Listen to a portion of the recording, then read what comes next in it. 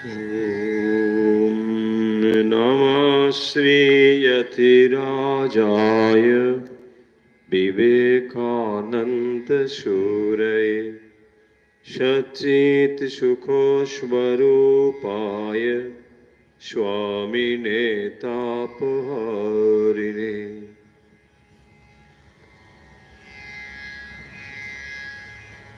বিবেক বাহিনীর আজকের উপস্থাপনায় প্রিয় ছাত্রছাত্রী সবাইকে আন্তরিক স্বাগত জানাচ্ছি। আশা করছি বিবেক বাহিনীর এই ক্লাসে যারা নিয়মিত উপস্থিত থাকো আজকেও তারা আমাদের সঙ্গে যুক্ত রয়েছে। আমরা বিবেক বাহিনীর এই ক্লাস নিয়মিতভাবে করে থাকি প্রতি রবিবার সকাল প্রায় 9:30 থেকে। আমরা একটু আগেই আজকে শুরু করেছি, এটি 10টা পর্যন্ত চলবে। তাই যারা আমাদের সঙ্গে দূর থেকে যুক্ত হও, আশা করছি যুক্ত হয়েছ, না হলে তাড়াতাড়ি যুক্ত হয়ে নাও। আর আজকে আমরা সরাসরি এটি ফেসবুক থেকেও পাচ্ছি। যারা দূর থেকে ফেসবুক ফলো করো তারাও ফেসবুকে কিন্তু এটি সরাসরি এখন পাবে। আমরা শুরু করছি আজকের বিবেক বাহিনী। প্রথমে বৈদিক শান্তি মন্ত্র। বৈদিক শান্তি মন্ত্র আমরা একসঙ্গে পাঠ করব। প্রিয় ছাত্রছাত্রী, তোমরা বিবেক বাহিনীর যে হোয়াটসঅ্যাপ গ্রুপটি রয়েছে তা যদি ফলো করো, সেখানে আমরা এই শান্তি মন্ত্রের পিডিএফ অলরেডি শেয়ার করেছি, সেখান থেকেও তোমরা ফলো করতে পারো। তাহলে এসো একসঙ্গে আমরা সবাই প্রথম বৈদিক শান্তি মন্ত্র সমবেতভাবে উচ্চারণ করি। ওম সহনা ভবতু সহনো ভুনক্তু সহ বীর্যং করবাবহৈ তেজস্বিনাবতীতমস্তু মা বিদ্বিষাবহৈ। ওম শান্তি শান্তি শান্তি। আরেকবার উচ্চারণ করব।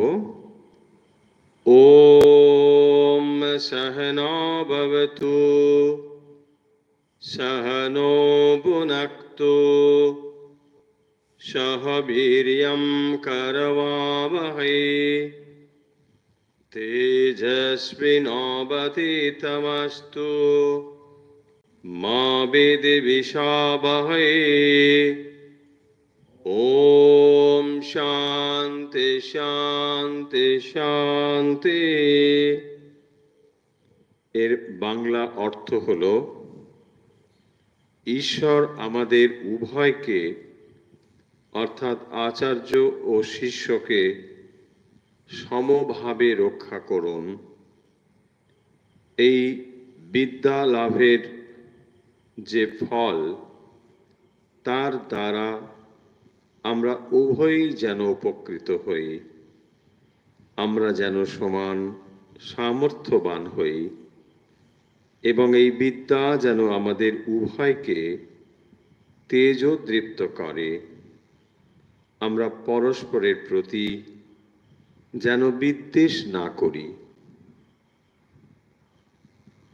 পরের বৈদিক শান্তি মন্ত্র সংনৌমিত্রা। ওম সংনৌমিত্রা সম্বরুণঃ সংনো ভবত্বর্য়মা সংনো ইন্দ্রো বৃহস্পতিঃ সংনো বিষ্ণুরুক্রমঃ নমো ব্রহ্মণে নমস্তে বায়ো त्वमेव प्रत्यक्षं ब्रह्मासि त्वमेव प्रत्यक्षं ब्रह्म वदिष्यामि ऋतं वदिष्यामि सत्यं वदिष्यामि तन्मावतु तद्भक्तारमवतु अवतु माम् अवतु भक्तारम् ॐ शान्ति शान्ति शान्ति। আরেকবার এই মন্ত্রটি। ॐ शं नो मित्र शं वरुणः शं नो भवत्वर्यमा शं नो इन्द्रो बृहस्पतिः शं नो विष्णुरुक्रमः नमो ब्रह्मणे नमस्ते वायो त्वमेव प्रत्यक्षं ब्रह्मासि त्वमेव प्रत्यक्षं ब्रह्म वदिष्यामि ऋतं वदिष्यामि सत्यं वदिष्यामि तन्मावतु तद्भक्तारमवतु अवतु माम् अवतु भक्तारम् ॐ शान्ति शान्ति शान्ति।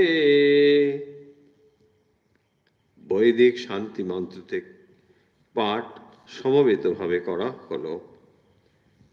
এখন শ্রীমদ্ ভগবত গীতার একটি শ্লোক আমরা পাঠ করব। প্রিয় ছাত্রছাত্রী, তোমাদের কাছে যদি ভগবত গীতা বইটি থাকে তোমরাও তা ফলো করতে পারো। এখন আমরা যে শ্লোকটি পড়ছি এটি 14 অধ্যায়ের 5 নম্বর শ্লোক। এই শ্লোকটি আজ আমরা পাঠ করব।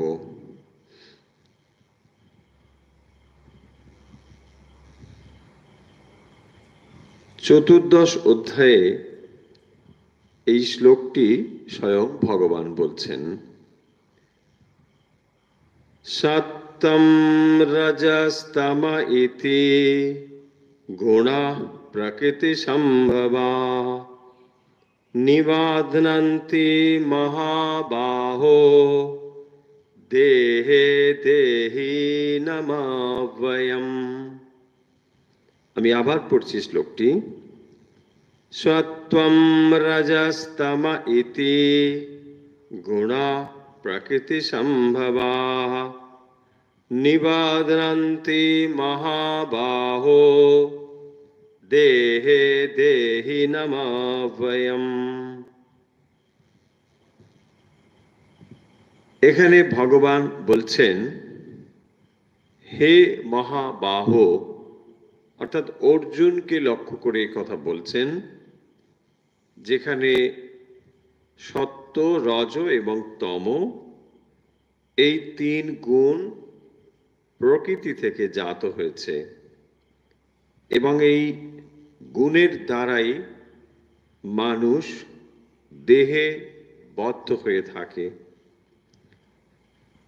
ছাত্রছাত্রীদের কাছে এই শ্লোকটি বিশেষভাবে অনুধাবনযোগ্য যে এই 3 গুণ এর দ্বারা বশীভূত না হয়ে কিভাবে আমরা অভীষ্ট লক্ষ্যে অগ্রসর হতে পারি। ছাত্রছাত্রীদের কাছে মূলত লক্ষ্য হলো বিদ্যা অর্জন করা। সেক্ষেত্রে তম, রজ আমাদের বিদ্যা অর্জনের ক্ষেত্রে বাধা হয়ে দাঁড়াতে পারে। আমরা কোনো একটি পাঠ তৈরি করব বলে মনে মনে সংকল্প করলাম, এইটি হলো সত্যগুণের প্রকাশ। একটু পড়াশোনা শুরু করতে করতেই আবার মন অন্য দিকে চলে গেল, বইপত্র ফেলে অন্য কোথাও অন্য কোনো কাজে মেতে গেলাম। এইটি হলো রজগুণের কাজ। আবার বইপত্র পড়ে থাকলো, আমি একটু গিয়ে ঘুমিয়ে পড়লাম, এটা হলো তমগুণের কাজ। তাহলে যদি এই রকম ভাবে আমরা তম এবং রজগুণের দ্বারা চালিত হই, তাহলে অভীষ্ট লক্ষ্যে পৌঁছতে পারবো না। তাই ভগবত গীতা যেমন বড়দের পাঠ্য বিষয়, একই রকম ভাবে ছাত্র ছাত্রীদেরও উপযুক্ত কথা এর মধ্যে রয়েছে।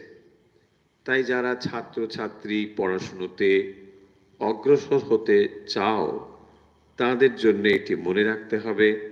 ভগবান বলছেন যে সত্য, রজ, তম এই তিনটি গুণ প্রকৃতিজাত এবং এভাবেই সেটি মানুষকে বদ্ধ করে রাখে। আমরা আর একবার শ্লোকটি পড়ছি। সত্ত্বং রজস্তম ইতি গুণা প্রকৃতি সম্ভবাঃ নিবধ্নন্তি মহাবাহো দেহে দেহিনমব্যয়ম। শ্রীমদ্ ভগবদ গীতার 14 অধ্যায়ের 5 নম্বর শ্লোক এটি আজ আমরা পড়লাম। ছাত্রছাত্রীরা, তোমাদের কাছে যদি ভগবদ গীতা থাকে, তোমরা তাহলে সেটি খুলেও ফলো করতে পারো। এখন আমরা স্বামী বিবেকানন্দের জীবনী থেকে পাঠ করব।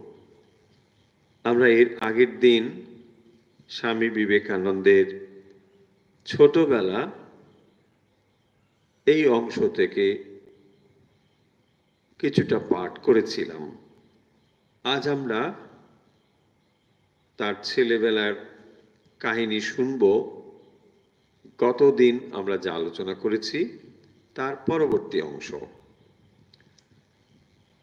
মায়ের মুখে রামায়ণের কথা শুনে নরেন্দ্রনাথ রাম সীতার প্রতি বিশেষ শ্রদ্ধাপরায়ণ হলেন। ছোটবেলায় রামায়ণের কাহিনী মায়ের মুখে বিলে প্রায় শুনতে পেতেন এবং তিনি অত্যন্ত পছন্দ করতেন। আর এই রামায়ণ কাহিনীর ভেতরেই রাম সীতার কাহিনীও রয়েছে। তাই এই কাহিনী শুনে রাম সীতার প্রতি তিনি অত্যন্ত শ্রদ্ধা সম্পন্ন হন। এবং কি করলেন তিনি? না, বাজার থেকে একটি সীতারামের মূর্তি কিনে আনলেন।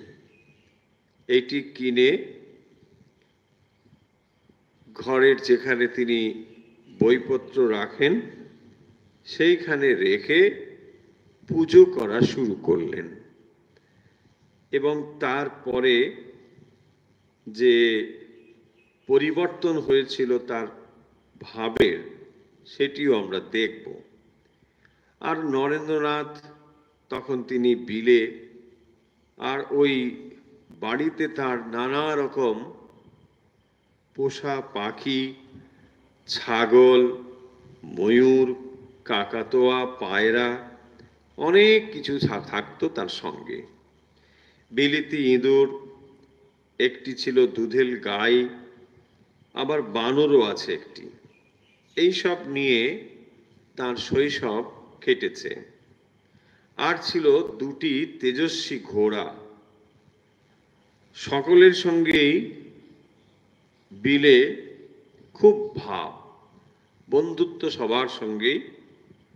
একদিন কোচম্যান আর যে সহিস, এরাও তার খুব ভালো বন্ধু। দুজনের সঙ্গে খুবই গল্প টল্প করেন, সুখ দুঃখের অনেক রকম কথাবার্তা এদের সঙ্গে হয়। সহিস একদিন বলল কথা প্রসঙ্গে যে বিবাহ করা মহাবিপদ। এই কথা ওই বালক নরেন্দ্রনাথ তিনি শুনে নিয়েছেন। তার কথাটি খুব ভালো লেগেছিল। তিনি বিবাহের দিন থেকে, মানে যেহেতু ওই সহিসের অশান্তি আর দুঃখ কষ্ট ছিল, ফলে তিনি এইটি বলেছেন যে বিবাহ করা মোটেই খুব ভালো কাজ নয়। আর ওর কথা শুনতে শুনতে ওই নরেন্দ্রনাথের মনেও সহিসের প্রতি খুব সমবেদনা তৈরি হয়, যে সত্যি মানুষটি এত কষ্ট করেছে, এটা নিশ্চয়ই ঠিক নয়। এবং এটি ওই শিশু বোন ধারণা করে নিল যে বিবাহই হচ্ছে যত দুঃখের কারণ। তারপরে আমরা দেখতে পাব যে রামচন্দ্র যে এত দুঃখ কষ্ট পেয়েছেন, তাও ওই সীতা দেবীকে বিবাহ করেছিলেন বলে। বালকের মন তখন এই কাহিনী শুনে খুবই বিদ্রোহী হয়ে উঠল। তিনি যে রাম সীতাকে পুজো করেন, তাহলে রাম আর সীতা এরা তো তার স্ত্রী, পতি পত্নী। তখন তার মনে হলো যে না, এই হবে না, রাম সীতাকে তিনি একসঙ্গে এরকম করে পুজো করতে পারবেন না। একটা মনে তার দুঃখ হলো। তিনি কি করবেন, দিশেহারা হয়ে গেলেন মায়ের কাছে। আর মায়ের বুকে মুখটি গুজে কেঁদে কেঁদে বলছেন, মা, সহিসের তো খুব দুঃখ, আর সে এটা বলল যে বিয়ে করেই তার দুঃখ হয়েছে, ফলে বিবাহ করাটা মোটেই ভালো কিছু নয়, এটাই আমার মনে হলো। মায়ের বুকে মুখ গুঁজে কেঁদে কেঁদে এই কথা নরেন্দ্রনাথ মাকে জানাচ্ছেন। আর মা তখন তাকে সান্ত্বনা দিয়ে বলছেন, ওরে, তাতে আর কি হয়েছে, তুই এক কাজ কর, শিবের পুজো কর। তুই এতদিন রাম সীতার পুজো করছিলি, তো এটা তার পছন্দ হচ্ছে না, কেন রামও বিবাহিত। ফলে ওই শৈশবকালে নরেন্দ্রনাথের এটি পছন্দ হলো না। মা পরামর্শ দিলেন, তুই শিব পুজো করবি। তো তিনি তখন কি করলেন, যখন একটু অন্ধকার সন্ধ্যের, সেই সময় যে ঘরে ওই রাম সীতার মূর্তি ছিল, ছাদের ঘরে সেখানে গেলেন এবং সীতারামের যুগল মূর্তির দিকে খুব ভালো করে তাকিয়ে দেখলেন। অনেকক্ষণ সীতারামের মূর্তির দিকে তাকিয়ে থেকে তারপর দু হাতে ওই মূর্তি তুলে নিলেন এবং রাস্তায় ফেলে দিলেন। পরের দিন সেখানে একটি শিবের মূর্তি নিয়ে এসে বসালেন, যেখানে ওই রাম সীতার মূর্তি রেখে পুজো করছিলেন, সেটিকে ফেলে দিয়ে মহাদেবের বিগ্রহ নিয়ে এসে স্থাপন করেছেন। আর ওই মূর্তির সামনে বসে চোখ বন্ধ করে এক মনে ধ্যান করেন। এইটি এখন তার খুব ভালো লেগেছে। প্রতিদিন ওই মহাদেবের মূর্তির সামনে বসে অনেকক্ষণ চোখ বন্ধ করে ধ্যান করেন। একদিন বন্ধুদের নিয়ে খেলার ছলে গায়ে ছাইটাই মেখে তিনি ধ্যানে বসেছেন। কারণ মহাদেব এইসব করেন, ছাইটাই মেখে মহাদেবের মতন বন্ধুদের নিয়ে তিনিও বসেছেন ধ্যানে। খানিকক্ষণ পরে ওই যে বন্ধুরা ছিল তারা সব চেঁচিয়ে উঠল, আরে সাপ সাপ সাপ। সবাই তখন দরজা খুলে একেবারে দৌড়। কিন্তু নরেন্দ্রনাথ এদিকে ধ্যানমগ্ন হয়ে রয়েছে। সাপ বা এই যে বালকদের কোলাহল, চিৎকার, কিছুই তিনি কিন্তু টের পাননি। তখনও তিনি ধ্যানমগ্ন হয়ে আছেন। আর এই গোলমাল শুনে সকলে তখন সেখানে ছুটে এলো। সাপ দেখে সবাই খুব ভয় পেয়ে গেছেন। কি করা যাবে, এখন উপায় কি? বিলেকে বাঁচানো যাবে কি করে? ও তো ধ্যানমগ্ন হয়ে ওখানে বসেই রয়েছে, জানেই না। আর সাপকে যদি তাড়া দেওয়া যায় তাহলে হয়তো উল্টে বিপত্তি ঘটাতে পারে, আবার ছবল টবল মারতে পারে, অনিষ্ট করতে পারে। এদিকেও ভয় পাচ্ছেন সবাই। কিন্তু এরকম যখন ভাবছেন, একটু পরেই দেখা গেল সাপটি ফনা গুটিয়ে ধীরে ধীরে চলে গেল। এবং অনেক খুঁজেও ওই সাপটিকে কিন্তু আর পাওয়া গেল না। নরেন্দ্র তখনও ধ্যানমগ্ন হয়ে রয়েছে, তার ধ্যান তখনও ভাঙেনি। তারপরে তাকে সবাই ধরাধরি করে ঘরের বাইরে নিয়ে এলো। সব শুনে তিনি তখন বলছেন, কই, আমি তো কিছুই টের পাইনি। নরেন্দ্রনাথ ধ্যান সিদ্ধ মহাপুরুষ, এ কথা শ্রীরামকৃষ্ণ পরবর্তী সময়ে বলেছিলেন। এবং এই যে ধ্যান সিদ্ধ মহাপুরুষ অতি বাল্যে তিনি যে ধ্যানমগ্ন হতে পারতেন গভীরভাবে, তার নিদর্শন কিন্তু এখানে এই ঘটনাই আমাদেরকে মনে করিয়ে দেয়। যে শ্রীরামকৃষ্ণ বলেছিলেন নরেন্দ্রনাথ ধ্যান সিদ্ধ মহাপুরুষ, সে যেদিন জানতে পারবে সে কে, অর্থাৎ এই নরেন্দ্রনাথ যে বিশ্বনাথ দত্তের পুত্র হয়ে কলকাতায় জন্মগ্রহণ করেছেন, বাস্তবিক তিনি স্বরূপত তিনি হচ্ছেন সপ্ত ঋষির এক ঋষি। তো এই যে সপ্তর্ষি মণ্ডল থেকে আগত ঋষি, এটি হলো তার স্বরূপ। এবং ধ্যান সিদ্ধ নরেন্দ্রনাথ ছোটবেলা থেকে ধ্যানের প্রতি তার আকর্ষণ তীব্র। এবং যখন তিনি ধ্যানমগ্ন হন, কোনো দিকের কোনো বিষয় তার মনের মাঝে থাকে না। এমনকি বিষধর সাপ যদিও এসে হাজির হয়, তবুও সেদিকে তার বিন্দু মাত্র ভ্রুক্ষেপ থাকে না। এই রকম যে মহাপুরুষ, তার সম্বন্ধে পরবর্তী সময়ে শ্রীরামকৃষ্ণ বলছেন যে যেদিন জানতে পারবে সে কে, সেদিন আর এই সংসারে থাকবে না। আমরা পরবর্তী সময়ে এই কাহিনী জানতে পারব যে নরেন্দ্রনাথ সারা জীবন ধরে চেষ্টা করেছেন নিজের স্বরূপটিকে জানবার জন্য, কিন্তু শ্রীরামকৃষ্ণ তার এই স্বরূপকে বারে বারে ঢেকে দিয়েছেন, জানতে বাধা দিয়েছেন। আমরা জানি, পরবর্তী সময়ে আমরা এটি আরো ভালো করে জানব। কাশীপুর উদ্যান বাটিতে যখন শ্রীরামকৃষ্ণ অসুস্থ হয়ে রয়েছেন, নরেন্দ্রনাথ গভীর ধ্যানমগ্ন হয়েছেন এবং এত গভীর ধ্যান তার, তিনি সেখানে নির্বিকল্প সমাধি লাভ করেছেন। এবং এই নির্বিকল্প সমাধি হলো ধ্যানের অত্যন্ত উচ্চ গভীর একটি অবস্থা, যেখানে পারিপার্শ্বিক অবস্থার কোনো জ্ঞান থাকে না, এমনকি দেহ বুদ্ধিও চলে যায়। তখন এমন অবস্থা হয় যে এই জগতের কোনো জ্ঞান সেখানে থাকে না, কেবল আত্মজ্ঞানে প্রতিষ্ঠিত হয়।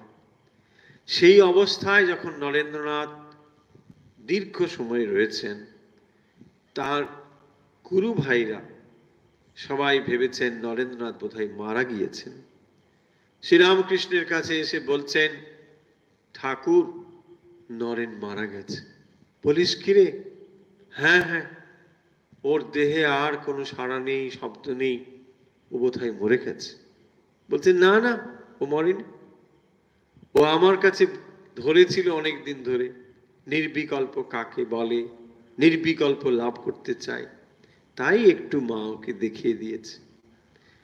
পরবর্তী সময়ে আমরা জানব শ্রীরামকৃষ্ণ এই নরেন্দ্রনাথকে বলছেন, হ্যাঁ রে, মা তো তোকে দেখিয়ে দিল সব, দেখলে তো নির্বিকল্প সমাধি কাকে বলে, কিন্তু চাবি আমার কাছে থাকলো, যখন মায়ের কাজ শেষ হবে তখন চাবি আবার খুলে দেওয়া হবে।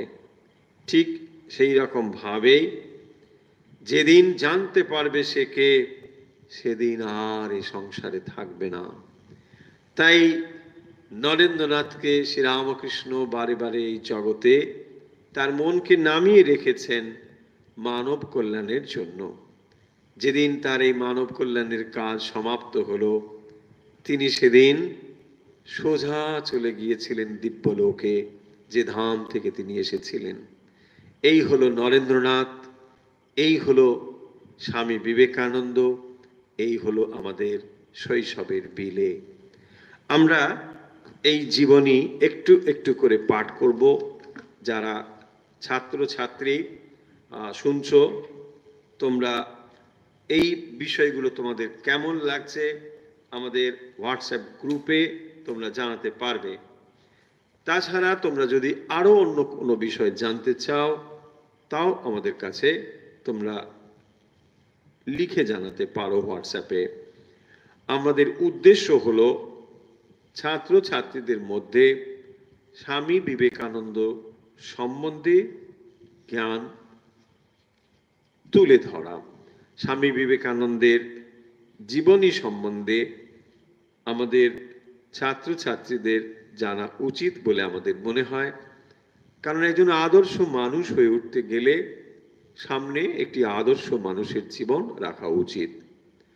তাই যারা ছাত্রছাত্রী, সামনে যাদের নতুন জীবনের আশা ভরসা চিন্তা পরিকল্পনা, তাদের জন্য স্বামী বিবেকানন্দ তার জীবন রেখে গিয়েছেন একটি উন্নত জীবন, যে জীবনের প্রতি মুহূর্তে আদর্শ, যে জীবনের প্রতি মুহূর্তে মানব দরদি প্রেম ভালোবাসা পরিপূর্ণ রয়েছে। স্বামী বিবেকানন্দ যেমন একজন আদর্শ মানুষ, আমরা চাই স্বামীজিকে আদর্শ করে ভবিষ্যৎ ছাত্রছাত্রীরা এগিয়ে আসুক, তাদের জীবনকে সুন্দরভাবে সুগঠিত করুক। এখন আমরা স্বামীজির জীবনের যে সমস্ত জায়গায় তিনি বক্তৃতা করেছেন, তার কিছু কিছু অংশ আমরা বাণীর মতো করে সেগুলি এখন পাঠ করব। যারা ছাত্রছাত্রী বিশেষ করে এইটি শুনছো, তারা ইচ্ছে করলে এই অংশগুলোকে লিখে নিতেও পারো বা ভালো করে শুনে মনে রাখতে পারো। স্বামীজি শিক্ষা বিষয়ে যে কথা বলছেন, education is the manifestation of the perfection already in man.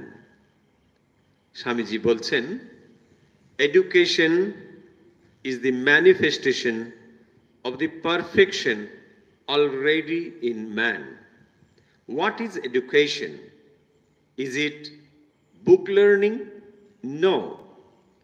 Is it diverse knowledge? Not even that.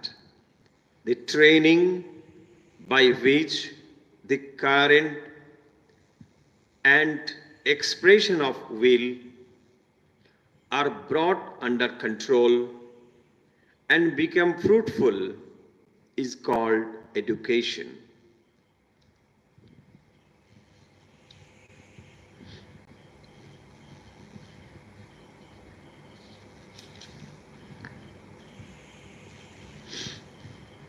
Swamiji bolchen, we want that education by which character is formed, strength of mind is increased, the intellect is expanded, and by which one can stand on one's own feet. We want that education by which character is formed, strength of mind is increased, the intellect is expanded, and by which one can stand on one's own feet. আমরা এখন প্রাণায়াম অভ্যাস করতে চাই। যে সমস্ত ছাত্রছাত্রী আমাদের সঙ্গে রয়েছে, যারা এটি মনে করো যে আমাদের বুদ্ধিকে আরেকটু আমরা বাড়াতে পারি, তাদের জন্য প্রাণায়াম কিন্তু সাহায্য করতে পারে। আমরা এখন সেই রকমই একটি প্রাণায়াম অভ্যাস করব, যাতে করে পড়াশুনোর দিকে মনোনিবেশ ভালো হয় এবং মেমোরি পাওয়ার ধীরে ধীরে বৃদ্ধিপ্রাপ্ত হয়। কি করতে হবে? যারা অভ্যাস করবে ছাত্রছাত্রীরা, বিশেষ করে তাদেরকেই বলছি, একটি আসনে ভালো করে ক্রস লেগ হয়ে বসতে হবে এবং মনে রাখতে হবে মেরুদণ্ডটি যাতে সোজা থাকে। তাহলে মেরুদণ্ড সোজা রেখে আমরা বসবো। তারপরে কি করতে হবে আমরা এখন সেটি বলছি। আমরা এখন অভ্যাস করব প্রাণায়াম। প্রাণায়াম অভ্যাস করবার জন্যে আমরা যে আঙ্গুলের পোশ্চারটি দেখাচ্ছি মনে রাখবো। এটি হলো বুড়ো আঙ্গুল, তারপরে দুটো আঙ্গুলকে ফোল্ড করেছি, বাকি দুটো আঙ্গুল রয়েছে। এইটিকে আমরা কিভাবে বুড়ো আঙ্গুলকে ডান নাকের সঙ্গে যুক্ত করব, দিয়ে ডান নাকটি বন্ধ করব, শ্বাস বাম দিক থেকে ধীরে ধীরে গ্রহণ করব। এইভাবে শ্বাস ধীরে ধীরে গ্রহণ করার পরে আবার বাম দিকটি বন্ধ করে ডান দিক থেকে শ্বাস ধীরে ধীরে ছেড়ে দেব। শ্বাস ছাড়া হয়ে গেলে আবার ডান দিক থেকে শ্বাস ধীরে ধীরে নেব। আবার শ্বাস বাম দিক থেকে ছেড়ে দেব। এবার শ্বাস বাম দিক থেকে নেব। শ্বাস নেওয়া হয়ে গেলে ডান দিক থেকে শ্বাস ধীরে ধীরে ছেড়ে দেব। আবার ডান দিক থেকে শ্বাস গ্রহণ করব। এবার বাম দিক থেকে ধীরে ধীরে শ্বাস ছেড়ে দেব। আবার শ্বাস বাম দিকে নেব, আবার ডান দিকে ছেড়ে দেব। এইভাবে বাম দিক থেকে শুরু করে ডান দিকে ছাড়বো, আবার ডান দিক থেকে নিয়ে বাম দিকে ছাড়বো। যখন বাম দিক থেকে নিয়ে ডান দিকে ছেড়ে ডান দিকে নিয়ে আবার বাম দিকে ছাড়বো, তখন কাউন্ট করব 1। এইভাবে 10 বার অভ্যাস করব। সকালে 10 বার, সন্ধ্যেতে 10 বার। যে সমস্ত ছাত্রছাত্রী পড়াশুনোতে মন বসে না, মনে থাকে না, তারা এই পদ্ধতিটি অবলম্বন করতে পারো। এই প্রাণায়ামটি অত্যন্ত সহজ, আসনে বসে এটি অভ্যাস করা যায়।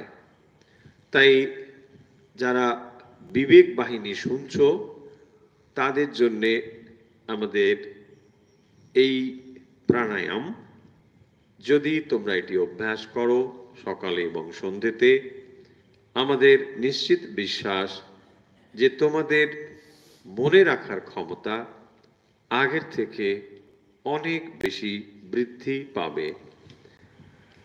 আমরা আমাদের উপস্থাপনার মধ্যে যেমন বৈদিক শান্তি মন্ত্র, শ্রীমদ্ ভগবত গীতা, স্বামীজির জীবনী, স্বামীজির বাণী পাঠ, প্রাণায়াম অভ্যাস, এগুলোকে রাখি। অন্য আরো অনেক বিষয় আমাদের ভাবনায় আছে। তোমরা যদি নিয়মিতভাবে যুক্ত হও, তাহলেই কেবল আমরা সেগুলো শুরু করতে পারবো। কারণ অনেক সময় আমরা দেখেছি আমাদের এই বিবেক বাহিনীর যারা আমাদের লক্ষ্য বা যাদের জন্য আমরা এটা করতে চাই, ছাত্রছাত্রী, তাদের থেকে বয়স্করাই অনেক বেশি যুক্ত থাকেন। বয়স্কদের আমরা যুক্ত হতে বারণ করছি না, কিন্তু আমাদের লক্ষ্য হলো এই অনুষ্ঠানটি মূলত বিদ্যালয়ের ছাত্রছাত্রীদের জন্য। তারা যদি এটিকে গ্রহণ করেন তাহলেই এটি ঠিকভাবে তার দিশা পাবে। তাই যারা বড়রা শুনছেন, আপনারাও যদি ছোটদের কাছে এটি শেয়ার করেন, তাদেরকেও যুক্ত হতে বলেন, তাহলে এটি তাদের অনেক বেশি কাজে লাগবে। তাই আমরা এই অনুষ্ঠানে মূলত চাই বিদ্যালয়ে ছাত্রছাত্রীদের। বড়দের জন্য অনুষ্ঠান আমাদের নিয়মিত রয়েছে, আপনারা সকলেই তা জানেন। এখন আমরা শেষ করব স্বামী বিবেকানন্দের যে বিখ্যাত স্তোত্র রয়েছে শরৎচন্দ্র চক্রবর্তীর রচনায়, তারই খানিকটা অংশ করেই আমরা শেষ করব। এর আগের দিনও আমরা করেছিলাম, তোমরা নিশ্চয়ই ছাত্রছাত্রীরা তা ফলো করেছো। এখন আমরা করব মূর্ত মহেশ্বর। মূর্ত মহেশ্বর এর একটি লাইন এবং পরের লাইনটি, এটি আমরা এখন একসঙ্গে করব। মূর্ত মহেশ্বর মোচল ভাস্কর মিষ্ট মমর নরবন্দ। মূর্ত মহেশ্বর মোচল ভাস্কর মিষ্ট মমর নরবন্দ। বন্দে বেদতনু মুঞ্চিত গরিত কাঞ্চন কামিনী বান্দাম। মূর্ত মহেশ্বর উজ্জ্বল ভাস্কর মিষ্ট ভমর নরবন্দাম। বন্দে বেদতনু মুঞ্চিত গরিত কাঞ্চন কামিনী বান্দাম। মূর্ত মহেশ্বর উজ্জ্বল ভাস্কর মিষ্ট ভমর নরবন্দাম। বিবেক বাহিনীর আজকের উপস্থাপন আমরা এখানে শেষ করছি। এটি শোনা যায় প্রতি রবিবার সকাল 9:30 থেকে। প্রিয় ছাত্রছাত্রী যারা আমাদের সঙ্গে যুক্ত হতে চাও, আমাদের হোয়াটসঅ্যাপ নাম্বার 9903985960। আমাদের বিবেক বাহিনী নামে একটি হোয়াটসঅ্যাপ গ্রুপ রয়েছে, তোমরা সেখানেও যুক্ত হতে পারো। সেখানে যুক্ত হলে আমরা নিয়মিত লিংক এবং পিডিএফ সেখানে শেয়ার করে থাকি। তাহলে আজকের মতো বিদায় নিচ্ছি। যে সমস্ত ছাত্রছাত্রী আমাদের সঙ্গে যুক্ত ছিলে তাদের সবাইকে আন্তরিক শুভেচ্ছা এবং কৃতজ্ঞতা জ্ঞাপন করছি, এবং আশা করছি আমাদের পরবর্তী যে অনুষ্ঠান আবার আগামী রবিবার সকাল 9:30টায় তোমরা সবাই একসঙ্গে থাকবে, আমাদের সঙ্গে যুক্ত থাকবে। এই শুভ কামনা করে তোমাদের সবাইকে আন্তরিক কৃতজ্ঞতা ও ধন্যবাদ জ্ঞাপন করে আজকের মতো বিদায় নিচ্ছি। ওম শান্তি শান্তি শান্তি।